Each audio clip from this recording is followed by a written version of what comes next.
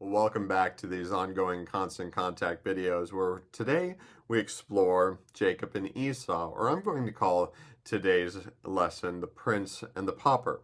Now, while Mark Twain's classic is about the prince and the pauper isn't necessarily a one-to-one comparison with that of Jacob and Esau, I do think there is a play on the title of the play as well as the content that there is in the novel of who Isaac's son are, that at any point they move from being the prince to the pauper and vice versa. Mark Twain begins his novel in this way. In the ancient city of London, on a certain autumn day in the second quarter of the 16th century, a boy was born to a poor family of the name of Canty, who did not want him. On the same day, another English child was born to a rich family in the name of Tudor, who did want him. All of England wanted him too.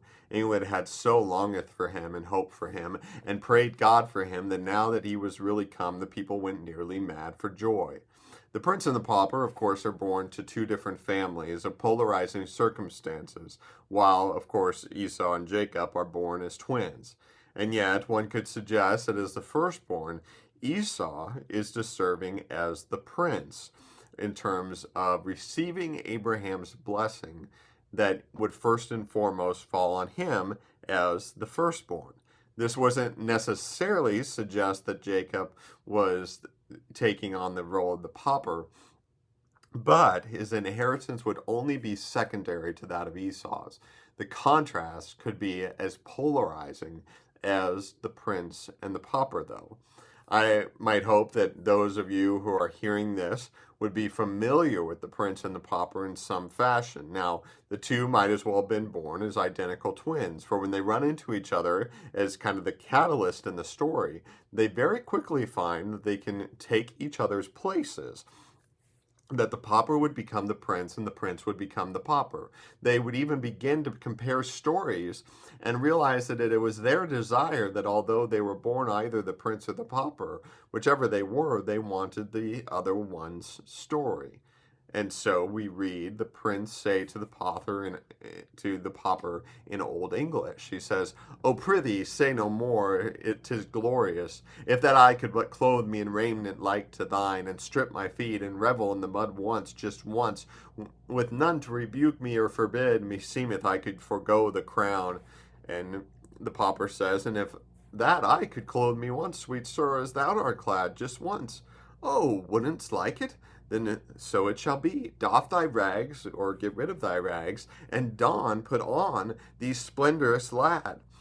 It is brief happiness, but will not be less keen for that. We will have it while we may, and change again before any comes to molest, or to come and find out, as they might say today." A few minutes later, the little Prince of Wales was garlanded with Tom's fluttering odds and ends, that is, the pauper, and the little Prince of Pauperdom was tricked out of the gaudy plumage of royalty. The two went and stood side by side before a great mirror, and lo, a miracle! They did not seem to have been any change made. They stared at each other, then at the glass, then at each other, and at last the puzzled princeling said, "What dost thou make of this?" "Ah, good your worship, require me not to answer. It is not meet that one my degree should utter the thing." "Then I will utter," the prince said. "Thou hast the same hair, the same eyes, the same voice and manner, the same form and stature, the same face and countenance that I bear. Fared we forth naked, there is none could say which was you and which one was the Prince of Wales. And now that I am clothed as thou wert clothed, it seemeth I should be able the more nearly to feel as thou didst with the brute soldier. Hark ye, is this not a bruise upon your hand?" Of course, the two switch places, and no one will know, none the better. One would have the experience of the life, going from extreme poverty to now to experience the wonders of being royalty, to be the prince. The other, who was born a prince, instantly, as the next section in the story will show, experiences the scorn of poverty. Now, Esau, maybe not even fully understanding the princely standing that he had as the firstborn, returns from a hunting excursion and is hungry. And he sees what his brother Jacob has, and in his finite circumstance, it dictates a much bigger outcome than when he sells his birthright to his brother. We find that there is a much bigger story at play, though, where in just before Rebecca, when Rebecca is pregnant with the twins and she feels them at war within each other and within the womb, in Genesis 25:23, she asked the Lord what is going on, and the Lord told her, the sons in your womb will become two nations. From the very beginning, the nations will be rivals. One nation will be stronger than the other, and the older son will serve your younger son. And here begins the greater story of Jacob and Esau as the prince who would become like the pauper, and the pauper experiencing the blessing of the prince. And this is all the Lord's doing. Where the least become the greatest, and those who lose their lives for his sake will gain it.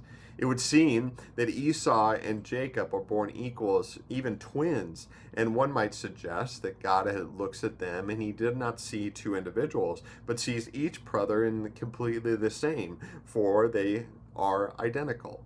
Yet, what we will come to find is their stories will be vastly different, and what was expected by everyone involved to go the exact opposite way, all based on the Lord's call, plan, and blessing that was first given to Abraham will be handed on to Jacob.